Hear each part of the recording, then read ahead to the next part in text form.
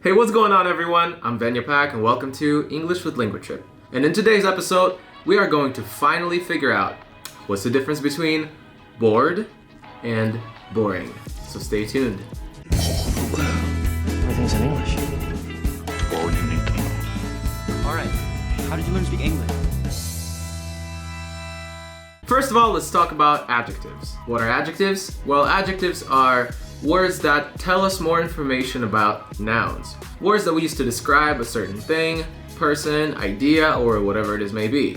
For example, red car, right? It just gives us the word red, gives us a little more information about the car. Big problem. So we have a generic problem, but the specific one that we're dealing with is big. Again, it gives us more information, more details about the noun that we're dealing with. There are actually two ways that we can take certain verbs and turn them into adjectives. The first being adding ing, and the second adding ed. And I'm sure it's something that you've noticed before, right? We have the verb amaze. He amazed me in the past, right?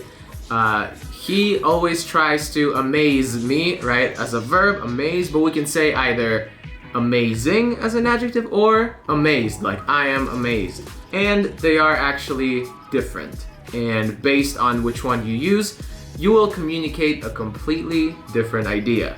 So let's look into the rule specifically. The adjectives that end in ed are used to describe feelings, how a certain person is feeling. I was surprised to find out that he had moved. Right? That's how I felt. That's why we use surprised, ed adjective, because I'm talking about how I feel or how I felt when I found that out. She is so excited about the movie. Again, that's the way that she feels. So essentially, that's why we are using the ed version of this adjective. My friend was tired after working all day. That's how he was feeling. That's why the ed adjective. So this specific group talks about how certain people feel. Emotions, feelings, kind of their state at the moment, or whatever the moment that you're talking about is.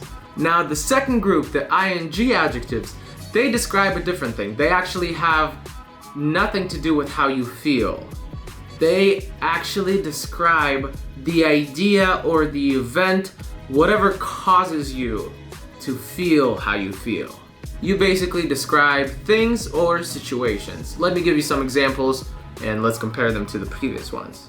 The fact that he moved is surprising.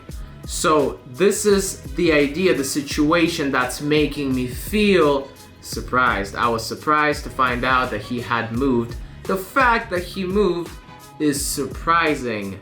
So I am using the ing adjective to describe the situation, what causes me to feel how I feel. Now, if I said she is excited about the movie, that means that the movie is exciting. I'm describing the movie that makes her feel that way. The movie is exciting. She is excited. And of course, if I said my friend was tired after working all day, that means working all day is tiring. That's what causes him to feel tired. And there are so many adjectives like that. And you never want to confuse them. And I'm going to give you a simple example why you shouldn't confuse them. For example, she is bored. That's how she is feeling. She is bored. Something, the situation that she is in, is causing her to be bored. Now, if you confuse it and say she is boring, that means that she is, as a person, that's her description. She is boring. And that's something that you don't want to say to people if you don't mean it, or just in general, if you don't have anything nice to say, don't say anything at all. And this is exactly why you never want to be confused in this, and you actually want to understand and grasp the idea behind ed adjectives and ing adjectives. And because there is quite a bit of those, I decided to do something nice for you. In the description box, just open the description and scroll down, you'll see it in the middle. I'm going to give you just a simple PDF, just plain PDF, with a few examples of verb, ed adjective, and ing adjectives. Just for you to have, just for you to learn and get familiar with and practice and use them in speech or writing or both. Both would be ideal. Now, let's practice this a little bit so we can get a little more confident with it. But before we do that, I would like to announce that currently our most popular online course, our 30-day challenge from intermediate to advanced in 30 days. It's open now. You can sign up. Again, a lot of you guys asked for it to do it again, another launch, and we actually are doing it again. So it's the first link in the description and the pinned comment down below. 30 days of intense English training. I'm gonna give you a lot of information, a lot of new grammar, a lot of new vocabulary, and ways to practice. And of course, a few days out of the course, Marina will be joining you and talking to you about different things, teaching you some vocabulary, and kind of giving you different ways to practice, some motivation, inspiration, everything that you need to take your English to the next level. So sign up right now. It's gonna end very, very soon, and also we have a little discount going on, so make sure you catch that as well. If you're feeling stuck, if you don't know where to go next and you actually want to get to that next level, this course, this challenge is just right for you. You just have to take the first step. Link in the description.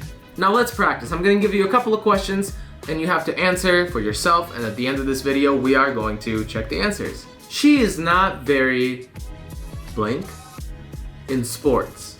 Now these are your answers. A, interesting. B, interested. Now write down in the comments below which one you think it is, or just for yourself in your notebook or whatever it is that you use. Good? You did it? Alright. Now, number 2. The instructions for this dresser are extremely blank. Can you help me? Now you can say A, confusing. B, confused. Select the correct answer, and we're gonna move on to the last one, number 3. It was very blank, not to be selected for the team. Now your possible answers include disappointed or disappointing. Now I hope you finished, I hope you're done, and the answers are on the screen right now. Not very interested in sports because that's the way a person is feeling toward sports. The instructions are extremely confusing. We're describing the instructions, and that's how they make us feel. And the last one, it's very disappointing not to be selected, because again we are describing the situation. Not being selected is what makes us feel a certain way. That's why we're saying disappointing. Now I hope this was helpful for you. I hope you will not make these mistakes again. Just in case you're not 100% sure, go back and rewatch this, and don't forget to sign up for the 30-day challenge to take your English to the next level. And of course, grab that PDF. Why not?